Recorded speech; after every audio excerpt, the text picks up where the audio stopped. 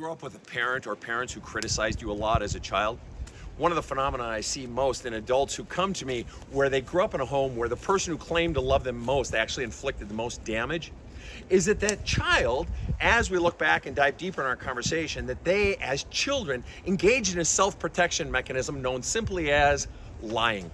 That the child realized that if I tell the truth, my father or my mother is always going to find a way to criticize me, put me down, laugh at me, cause me to doubt myself. No matter what grades I bring home, they're always going to find something wrong. And so the child says it's far safer to lie. And it's very easy to go through life and say, oh, all lying is bad, all lying is bad. No, it's not.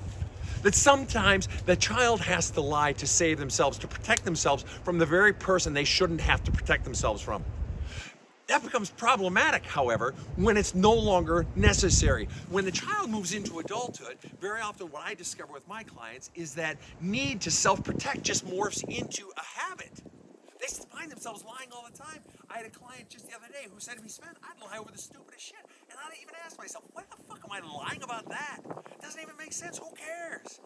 And it really becomes problematic, not just when it's habitualized, but when you realize that habit of lying for no reason whatsoever, or that habit of lying for self-protection is undermining your relationships.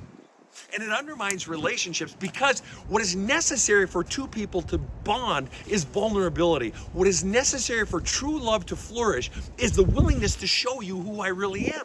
If brutal honesty is pointing out what's always wrong with other people, which anybody can do, radical honesty is pointing out what's wrong with me. Radical honesty is revealing my fears, revealing my anxieties, revealing my dreams, my aspirations.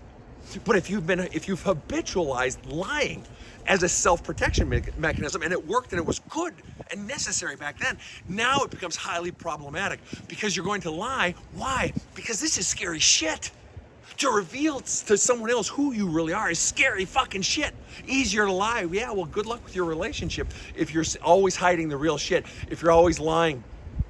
Even if you don't mean to hurt the other person, you don't want to get hurt yourself. So my simple question for you today is, who taught you to lie? Who taught you that they weren't safe?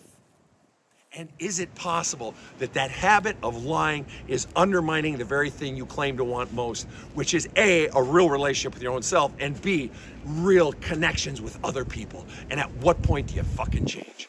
Have a kick-ass day.